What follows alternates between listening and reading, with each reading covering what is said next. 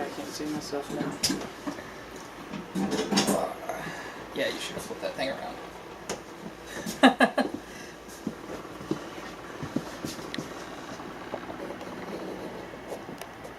Shit. Is it still good? Yeah. Okay.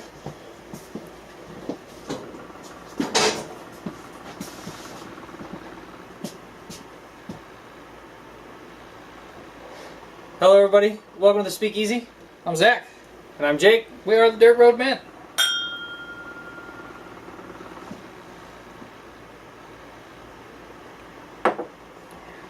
Wow, that is phenomenal. Here today to review a whiskey that neither one of us should have bought, but we did. Things happen. The Blade and the Bow. Great name, by Yes. the way, with an actually cool explanation. Also, I like the little setup that we did with Steve. Yeah, Steve is... That is cool. He's got like the key hanging out his mouth. Yep. So, Blade and Bow. It's great. It is. It smells kind of cherry heavy on the nose. But you don't taste it. I don't get any I don't cherry get any cherry on the taste. Like a... I get a strong wood note though. I really Well, like it. some of the whiskey that goes into it is part of the last run of bourbon from the original Stitzel Weller distillery. So this is Stitzel Weller, Yes. Stitzel Weller. Mace Weller 12 that we used to dog on, but now we think tastes good. Yeah. Yeah. Just checking. Yeah, the W.O. Weller Special Reserve. Apparently we had to develop our palates in that direction. I had a whole write-up for just on the Weller part of it. But they were established in... Stitzel Weller was established in 1935 when the W.L. Weller and Sons distribution company, something like that, merged with the Stitzel Distillery. Yeah, Is that going to bother you? it is going to bother me. Keep Alright. talking. And there's Zach. So yeah, they merged. They make their own whiskey. Changes hands a lot because Stitzel and Weller died. Could you not? Apparently I had not. Can you not? I cannot. Wait. You cannot, or you cannot not. Knock knock. Who's there? It was all. Let me fix it. So, the Blade and Bow name comes from the two parts to skeleton key, which I'm gonna go ahead and assume the skeleton key was the key that opened everything instead of just the one part. Now, how did you have him before? You just shove that right in his hole? We swear we know what we're doing. No, we didn't. I did not shove it inside. If you look, now that you've caved in part of the back of his skull, you see this little gap right here? Yeah. This little squirrular gap. Oh, yeah. I just wedged it nice and snug in there, Well, and he stayed. you dented that little gap. Okay, well I dented that, but I didn't dent the back of his noggin. Well, if you dent the back of the... Son of a... If you dent the back of the head, look on Karen. If you dent the back of the head, it should push that in tighter. We're good. Just keep going. Just go. So, the blade shaft was the key. The shaft. Blade shaft. And then the ornate bow. Ah. Mm-hmm. See, when I heard blade and the bow, I pictured like a knife and a bow, like a bow and arrow. That's what I thought. I don't know if that's cooler or less cool, but it's different. Yeah, see, and when I first saw... I had seen this bottle one time before. So if this is Weller, is it weeded? I didn't find a mash bill. Okay. Well, keep going. It could be. And they have 5 keys on their label there. That represents the 5 steps in making, crafting bourbon. You have your grains, yeast, fermentation, distillation, and aging. And the aging process they use is really cool. It's how they get the parts of the really old bourbon that they have. It's called the Solera process. The bottle next to this said it used that process as well. Was it another bottle of Bladen Bow? No. They probably still use it, though. Because they have this one and then they have like a 17. Well, I'm sure they're not the only. No, it's a... Should have wrote that down. It's either 17 or 22-year-old version of that. But the Solera process, you just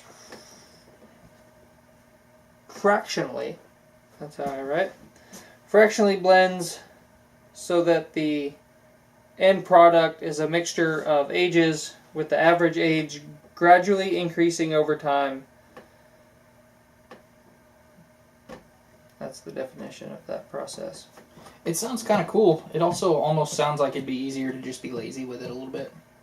If you think about it. Mm-hmm. Which is cool. But it also means you have some really, really old bourbon and some really, really young bourbon in the same bottle. Kind of. Yeah. I mean yeah, I guess you do. technically the age counts by aging, but Yeah. that is the aging process, so. Yeah. No, And it's pretty I don't interesting. know how long, like, once they decide, okay, this is as long as we're going to keep mixing and aging this, Mm-hmm. I wonder how long it then together sits and marries to get, because it's a really nice, rounded, smooth, all the way through. Mm-hmm. There's no sharp edges, there's nothing off-putting about it. No, it's It's really just- good. And the key is metal, if that does anything for you. A little bit. It does? You need a 4-bedroom, 4-bathroom house? Yeah. My phone just decided that we needed one.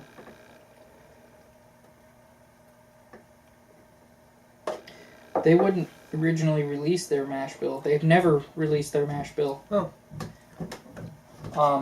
Originally the symbol was 4 keys because there were 4 ingredients. Oh. So there was rye, wheat, corn, obviously corn, and malted barley. Okay. There are 5 keys on this bottle, though. Yeah. Were you not listening? Oh. No, I was looking up whether it was a wheated bourbon or not. Oh. Yeah, the 5 keys represent the 5 steps in making or Yeah. crafting a bourbon. My bad. Hey, This is how I keep from listening to him, as I do stuff like this. you have grains. Mhm. Yeast. Zach. Fermentation. Distillation. Yeah. And then aging. And then Okay. see, I said that first, like before I talked about the Solera aging process. Well, I was actually interested in that, so I listened to that. Oh yeah, you're not interested in the rest of what I have. That was all I had wrote down. That's really good, though. It is.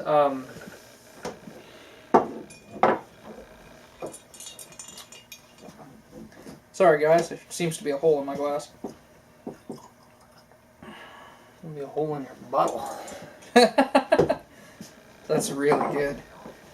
We should try that for the other episode we're filming after we do our cigar review. Okay. So, yeah. But, man, I think I would give this a 10. Yeah. I just I like the bottle too. immediately, like, 2 or 3 things come to mind, and I would put it with them, so. This is whiskey notes. Whiskey with notes of sweet toasted cereal, Toasted cereal, I don't get that. warm winter spice, and dried fruits. It is kind of spicy. Fruits? Other than the cherry on the nose, I didn't really... I mean, there's apple, but I've almost, like, blocked that out with bourbon now. It's just like, yeah, bourbon. It's like, oh yeah, I taste alcohol. I don't. Yeah. Made my wife a drink last night, and I thought it was too light. And I gave it to her, and she was like, "Oh, it's not bad, but I was like, I know it needs more bourbon." She's like, "No, it needs more soda."